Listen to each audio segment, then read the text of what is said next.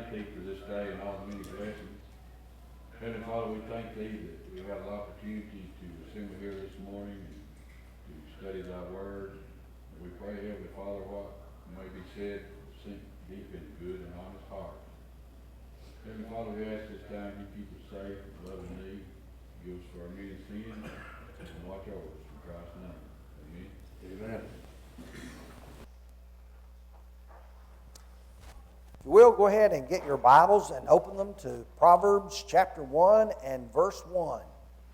Proverbs chapter 1 and verse 1. It seems that there are a lot of topics we study, and there are a lot of books of the Bible that we study, but it seems that we do not study the book of Proverbs in a class fashion very often. And I assume that is because it's very difficult to outline the book so that it makes it easier to have 13 lessons over it. But I will tell you that this is one of the books that perhaps most of us study privately. We read through it. We want to know what it is that we need to do in our daily lives, the practical part of our Christianity. And for that reason, we often will study this book privately. Well, I want us to study it publicly. I want us to study it in our class this quarter. And I'm assuming a few quarters to go. As I rotate in and out of here, we'll study the various portions of it. One writer spoke about this book and said it is a book of uncommon sense. And you think about that phrase, and that's really true. Because if it was common sense, everybody would have it. But it's an uncommon sense. It's things which you and I really need to know about how we ought to live our daily lives. And then, as you think about this, if you have to make choices and decisions in your own life, how do you make those choices? How do you make those decisions? Let's say it's something really significant in your life. Maybe a young person's thinking about getting married. And they feel like they need some advice. To whom do you go for advice? Or perhaps maybe you are trying to think about starting a family or moving to another town, and you say, I need help making my decisions. To whom do you go? I'll tell you who most of us go to. We go to our parents. We ask their advice because they have knowledge, they have experience that we don't have. And how many of us have found ourselves frequently saying, you know, I remember my daddy, I remember my mama, or I remember my grandfather, or I remember my uncle saying, and then there's a favorite phrase that would follow that. That favorite phrase that you listen to is generally the form of a proverb.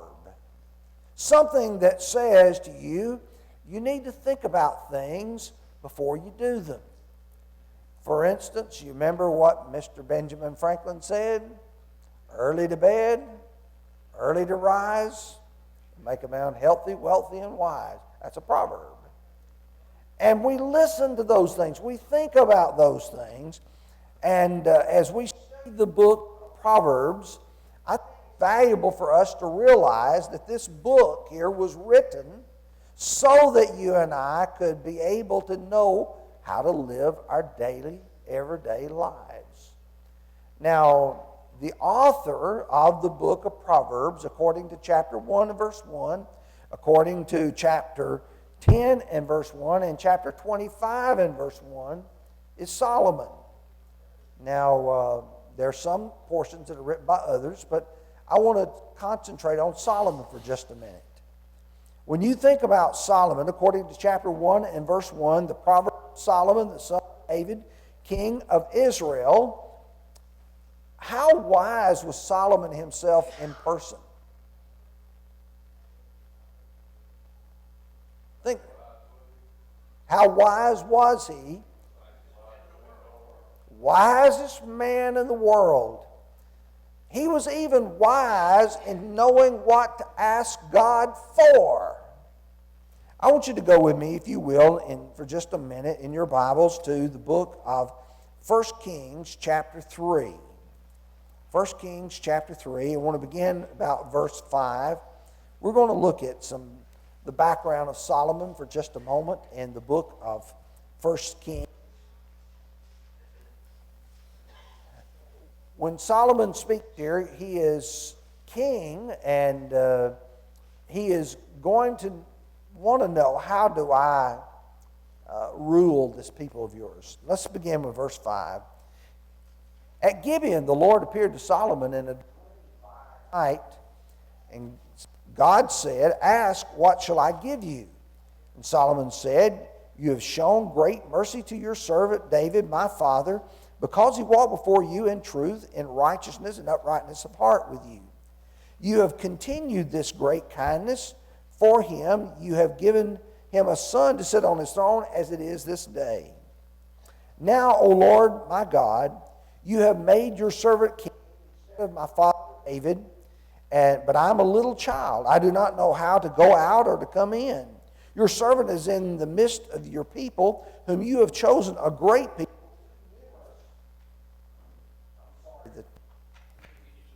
No, it's not the batteries. It's old like I am. It's old like I am. Your servant is in the midst of you as your people whom you have chosen, a great people. Therefore give your servant an understanding heart to judge your people, that I may discern between good and evil. For who is able to judge this great people of yours? Solomon is asking God to give him wisdom, the ability to govern this people in a right way. What kinds of things would most people have asked for if God says, "What do you want?" Money. What do you want? I want the death of my enemies. I want nobody to be able to stand before me. I want to be able to conquer all my enemies. What do you want? I want fame. I want glory. I want power. No. Solomon says, I want an understanding heart. Because this people is too important to God. And so he says, please give me this heart that I may be able to do that. Now, go with me to chapter 4. And you can keep your Bibles there in 1 Kings, chapter 4. Let's look at verses 29 through 31. And God gave Solomon wisdom and exceeding great understanding and largeness of heart like the sand on the seashore. And thus Solomon's wisdom excelled all the wisdom of the men of the East and all the wisdom of Egypt, for he was wiser than all men, than Ethan the Ezrahite, Heman, Calcol, Darda, and the sons of Mahal. and his fame was in all the surrounding nations. I don't know these guys. Their names are there, but I do know Solomon. And Solomon was wise, and he was wise because God gave him that wisdom. Now, whenever you say, well, how wise is he? And when you go to chapter 10 of 1 Kings, you see how wise Solomon really was. Because there's a lady from another country, and she is interested in learning about Solomon. Is this man real or not? How smart is he? What does he know? What does he understand? Chapter 10. Now when the queen of Sheba heard of the fame of Solomon concerning the name of the Lord, she came to test him with hard questions. She came to Jerusalem with a very great retinue, with camels that bore spices, precious stones. And when she came to Solomon and spoke with him about all that was in her heart, so Solomon answered her all her questions, and there was nothing so difficult for the king that he could not explain it to her.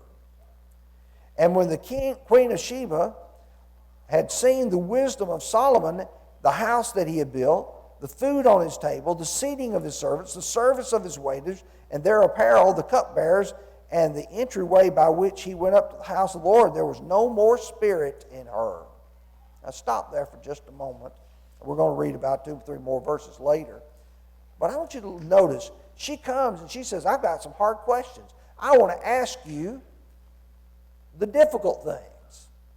Not only could Solomon answer the questions, he could answer it so she understood the answer. You know, I've asked people questions before, and by the time they get through explaining it, I don't know any more than I did when I started.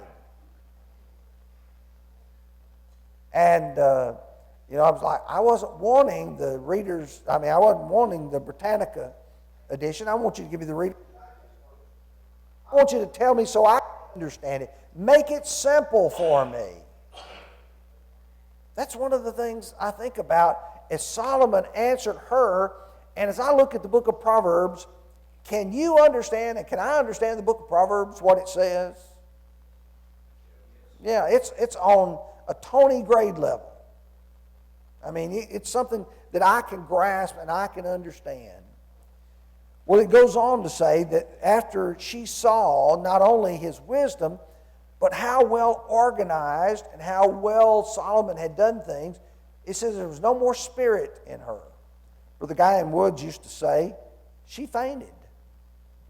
Not literally, but in the sense of she couldn't believe it. No more spirit in it. I just can't believe all of this. Well, verses 6 and 7. Then she said to the king, it was a true report which I heard in my own land about your words and your wisdom. However, I did not believe the words until I came and saw with my own eyes, and indeed half was not told me. Your wisdom and prosperity exceeds the fame of which I heard. You're smarter than I thought you were, and you are more wealthy than I thought you were.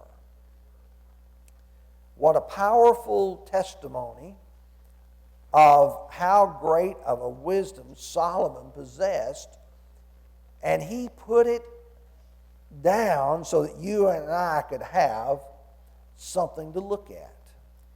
Now I want you to go back with me to 1 Kings chapter 4 and look at verse 32. 1 Kings chapter 4 and verse 32.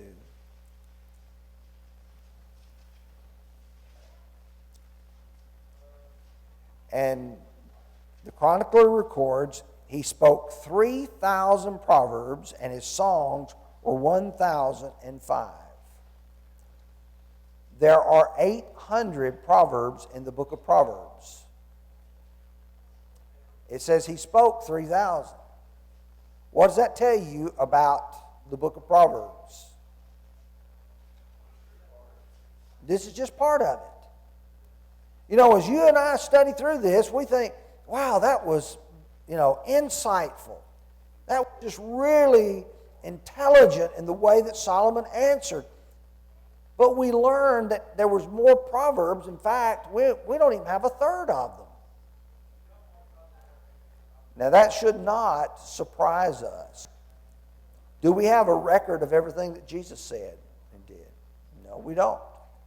And so, as you and I prepare to study this book, we need to realize we're only touching the hem of the garment of what wisdom God gave to Solomon. But as you think about the author, did to the wise men, and chapter 22, verse 17, chapter 24, verse 23 of Proverbs. There's a section that is ascribed to Agur in chapter 30 and verse 1, and chapter 31 is ascribed to King Lemuel, which my opinion is Lemuel refers to Solomon, but if you disagree, that's all right. We do have this inspired record here. We could spend a lot of time talking about background of things.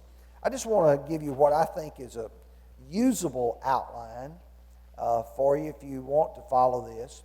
Chapters 1 through 9 is preparing for wise living. Understanding the difference between the wise man and the foolish man. There's a lot of difference between them, and it's not so much in short proverbs as it is in, here's a section. Then beginning with chapter 10, going through chapter 29, are principles for wise living, which are basically the short sayings that Solomon will provide for us.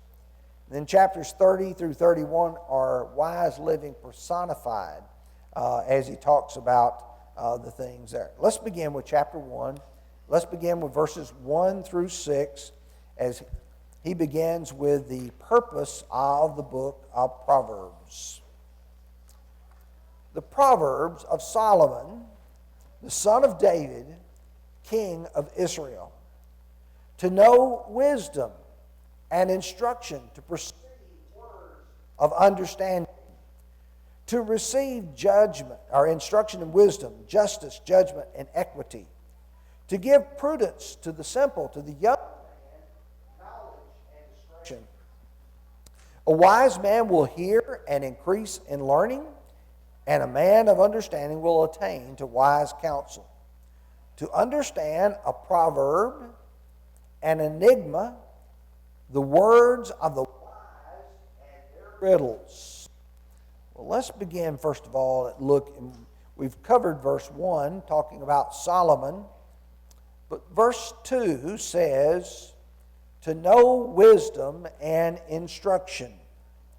What do you mean when you say wisdom and instruction, and what's the distinction between them?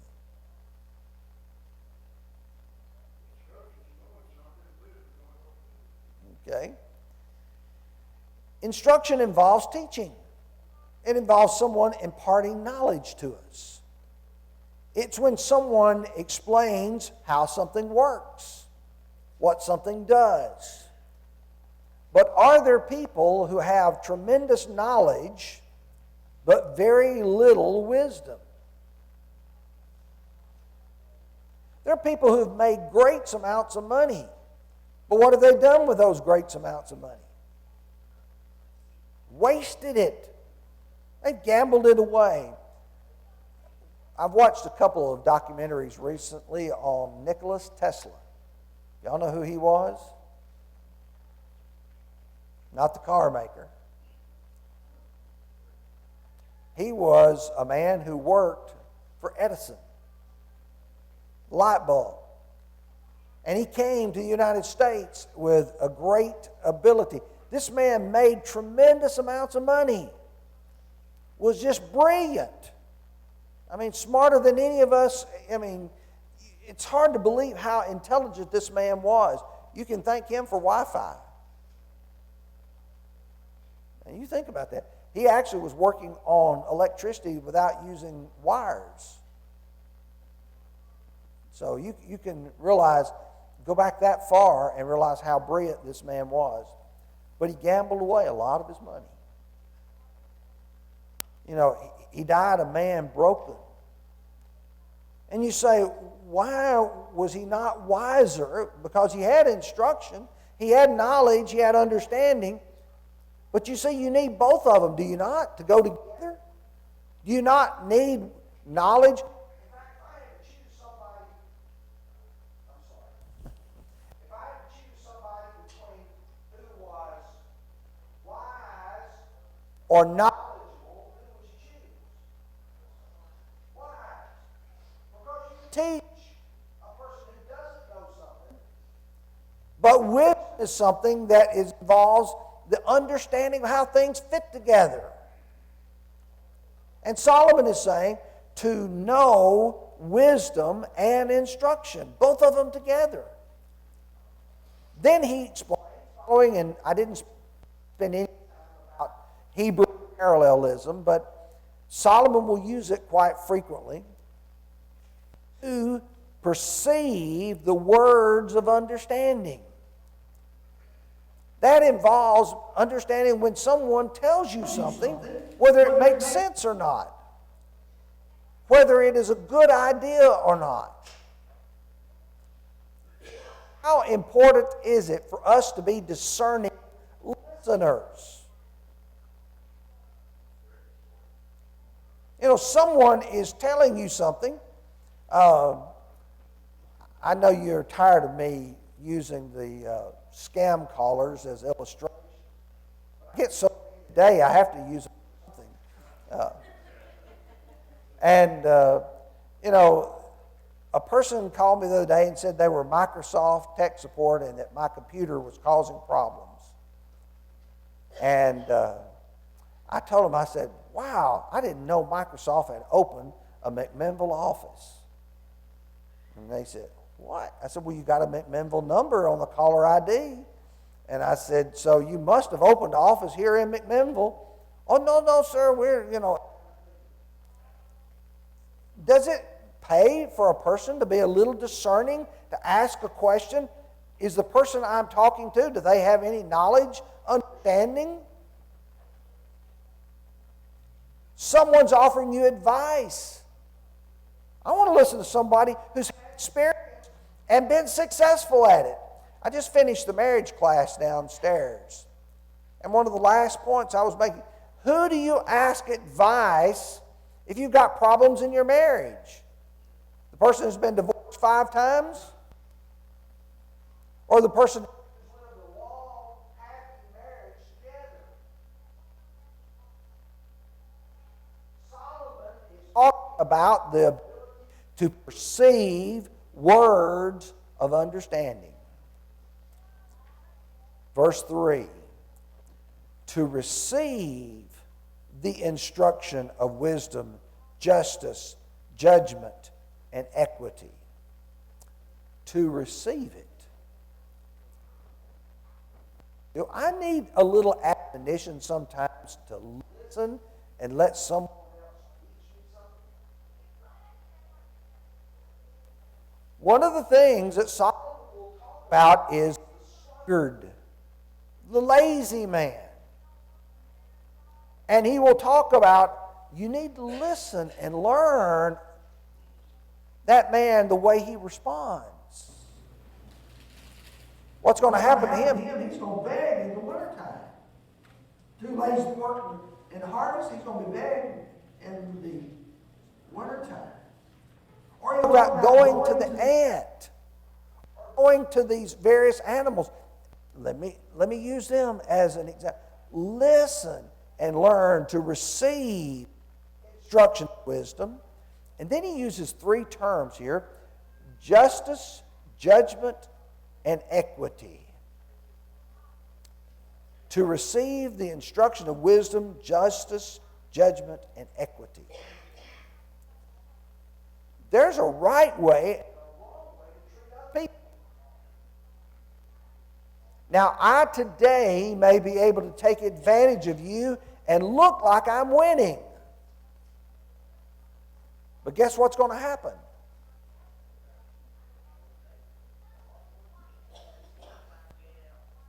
You're going to find you out. You're going to find that other people will listen to you and say, I'm not going to trust him.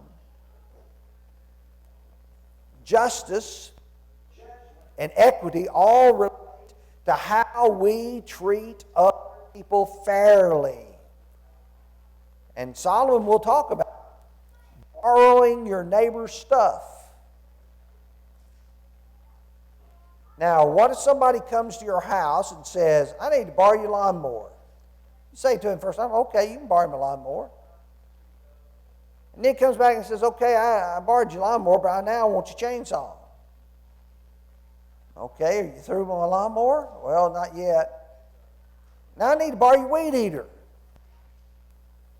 After a little while, what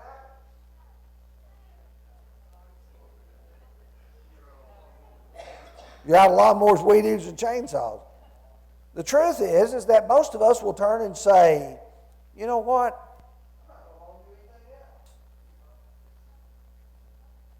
Solomon is going to deal with practicalities in your everyday life. And it's funny, this morning I was listening, or last night, to WSOJ, the local radio station the East End sponsors. And Brother James Watkins was preaching on 2 Peter chapter 1 and was quoting verses 3 and following. He says, God's divine power has granted unto us all things that pertain to life and godliness through the knowledge of Him who called us by His own glory and virtue. God's divine power has granted unto us all things that pertain to life, godliness. How you live and how you worship God. Does the Bible tell me how I ought to treat my neighbor?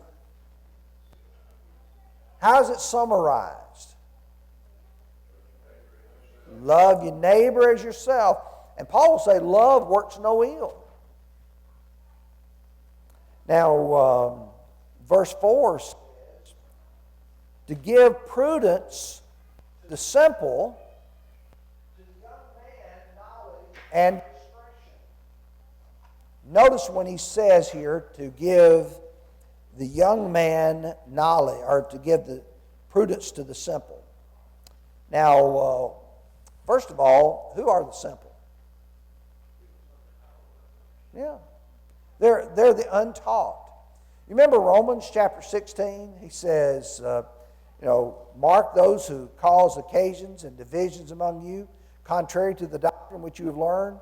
And he says, by their smooth speech, they deceive the hearts of the simple.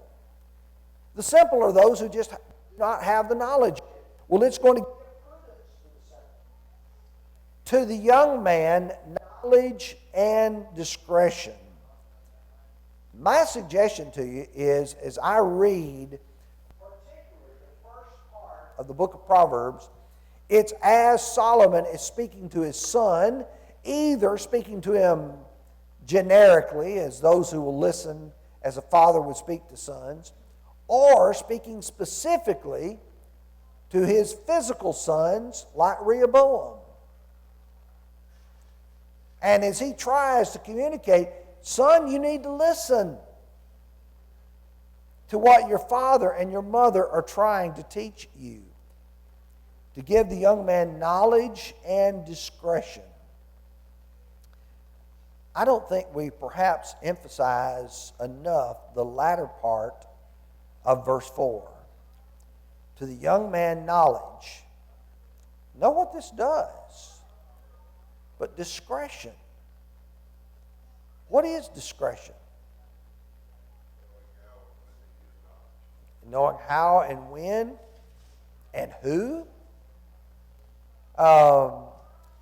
When it comes time to send your children off to college, are you concerned, for those of you who are parents, maybe some of you have parents or children that are close to college age, what will you want to say to them as they're about to leave your home?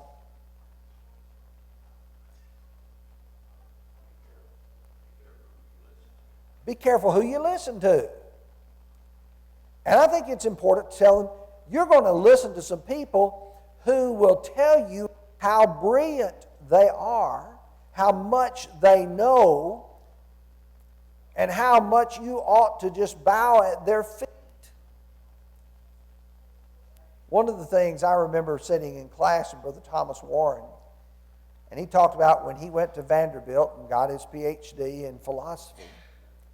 He said, I went to school knowing that the Bible has the answers and that God is true and His Word is true.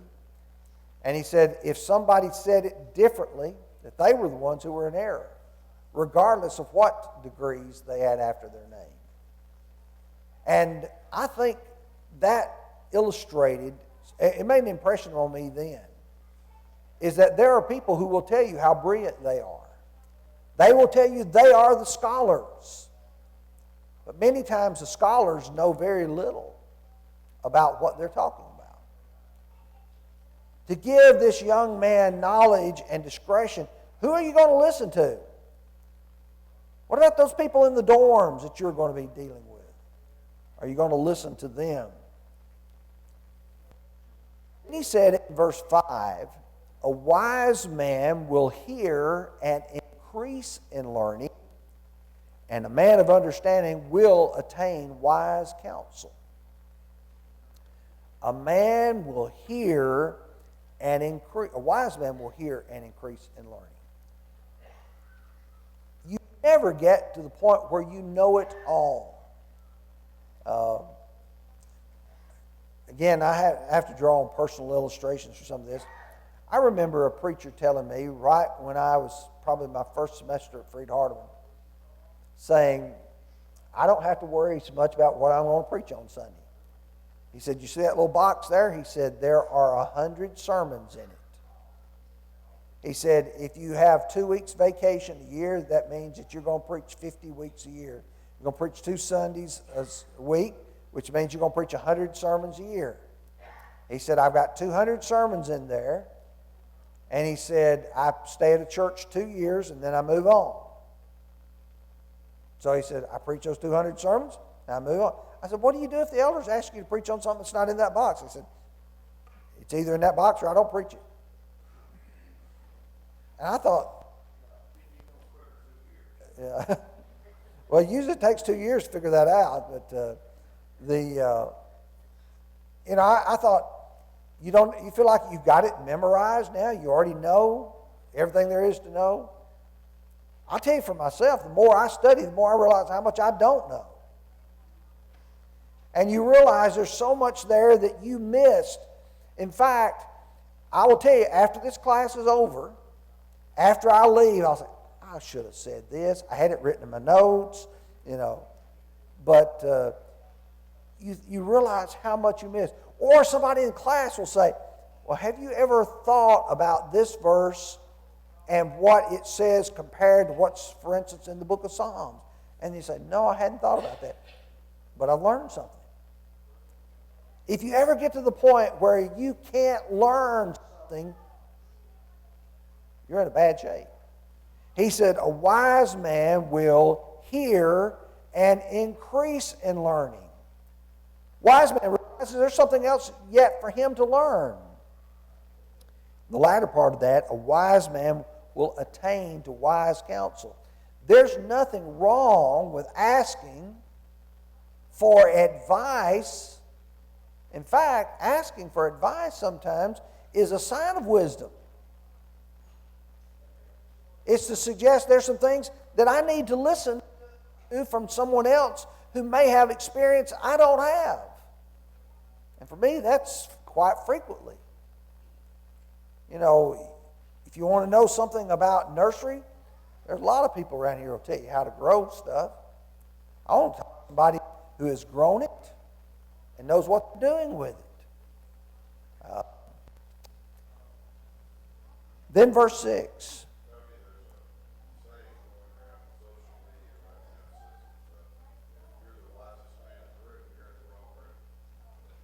That's a pretty good statement there. That's really.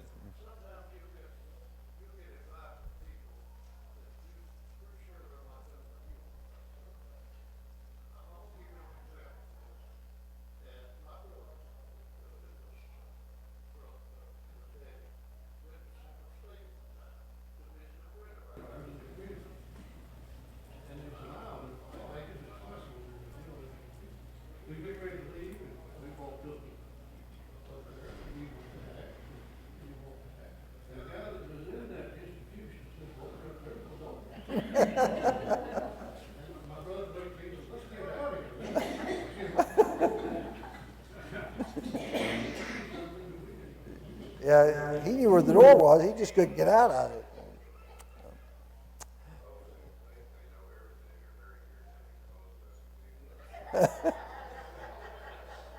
Y'all are making this class awful hard to teach. Verse 6. To understand a proverb and an enigma, the words of the wise and their riddles. A proverb is, again, this short, pithy, to the point statement, and that communicates a moral virtue. But then what is an enigma? A mystery. Something you don't fully grasp or understand. Are there things that you don't understand? Solomon will speak about some of them. And the book of Proverbs is to help us be able to reason through these enigmas. But again, using the parallelism, the second line reflecting again what the first line was saying, he said, the words of the wise and their riddles. Now, the riddle that always comes to my mind is that of Samson. You remember Samson told those men, he said, if you will answer my riddle, and then I just lost, but I know the riddle was, out of the eater came something to eat, out of the strong came something sweet. And they couldn't figure out the riddle. So they went to Solomon's new wife and said, you got to tell us what it is. And Solomon revealed it to her, and she told him, what's stronger than a lion? And, you got the sweetness there. Out of the eater came something to eat. Out of the strong came something sweet. Talking about honey. And, there are riddles sometimes that people can come up with, and you're trying to read your mind, how can I understand what this is? The wise people often phrase things in a way to make you think. Jesus employed that method of teaching frequently. He would ask questions of people to make them think about what he was saying to them. That's why the parables were such great teaching techniques. So as I'm reading through the book of Proverbs, I'm understanding Solomon is trying to give us the wisdom that he has, the ability to know, to understand, to have some discretion in all of this. Well, he's going to begin now, verse 7, and this is going to be the key to the book of Proverbs that unlocks it all. He says, the fear of the Lord is the beginning of knowledge, but fools despise wisdom and instruction. The fear of the Lord is the beginning of knowledge.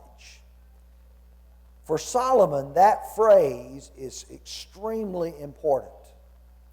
Because do you remember Ecclesiastes chapter 12, verses 12 and 13? How does Solomon end that book?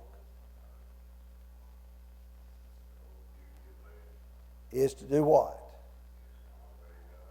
Or fear God and keep His commandments. And so as you are looking at this passage here, these first 7 verses function as an opening explanation of what this book is all about, what we're trying to accomplish in this. And so he's saying, don't be a fool. Don't think you know it all. Listen and learn like wise people do. And this is what God has revealed to Solomon. And if you want wisdom, you want this knowledge, you've got to follow along with what he's saying. Now, let's pick up with verse 8. And let me add one other thing. Sometimes you see a statement and you think, how true that is, where he talks about the fools despise wisdom and instruction. Clarence Thomas wrote just recently, I don't know how an oath becomes meaningful unless you have faith.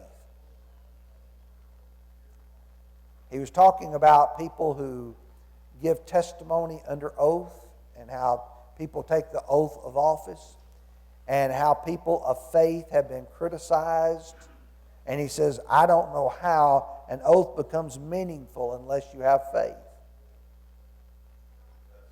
What's that? It doesn't have any meaning.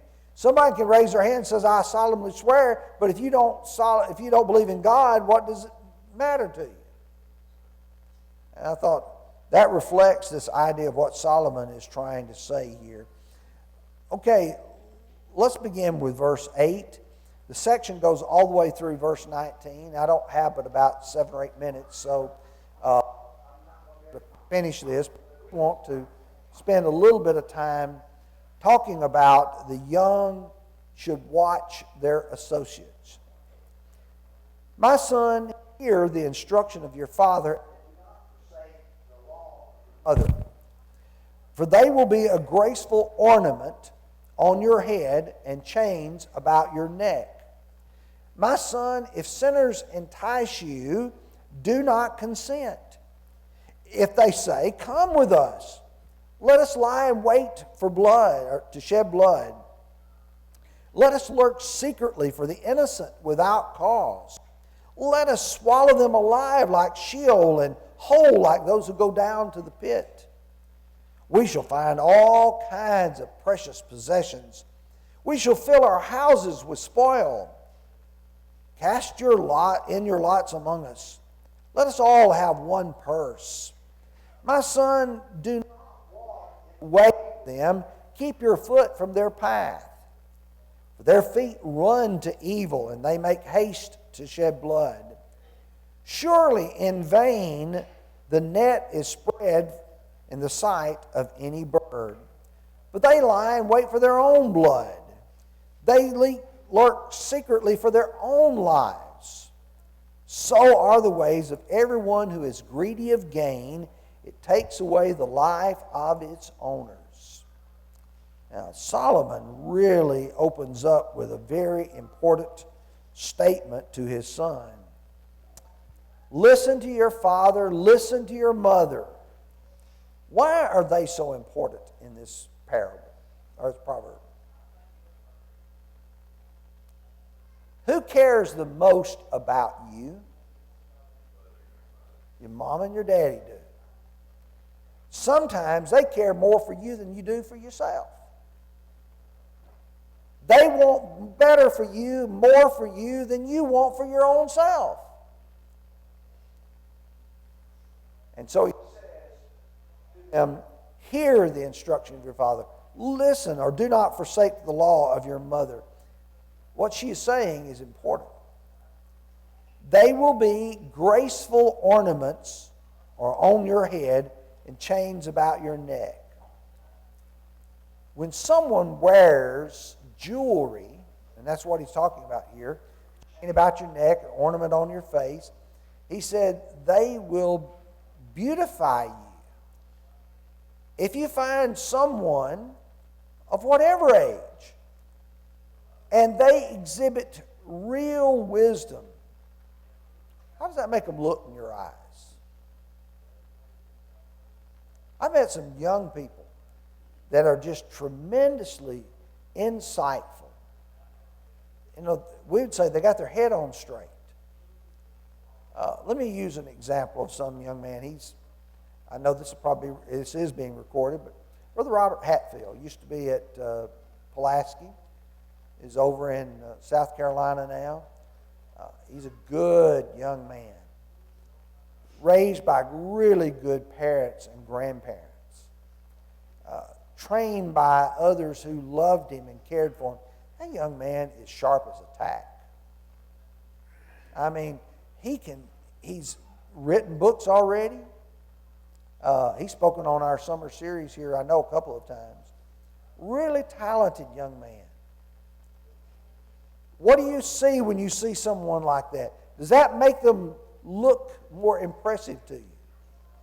Absolutely it does. The graceful ornament, the chains about your neck. Then beginning with verse 10, he talks about a bunch of guys about to get in trouble. That's exactly what's going to happen. My son, if sinners entice you, do not consent.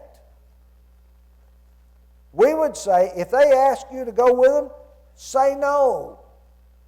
If you know these boys that are going to get you in trouble, is that really not very practical? Especially, you got a son who's 16 years old, hard to drive, and he's going to say, I'm going to go out with my friends on Friday night.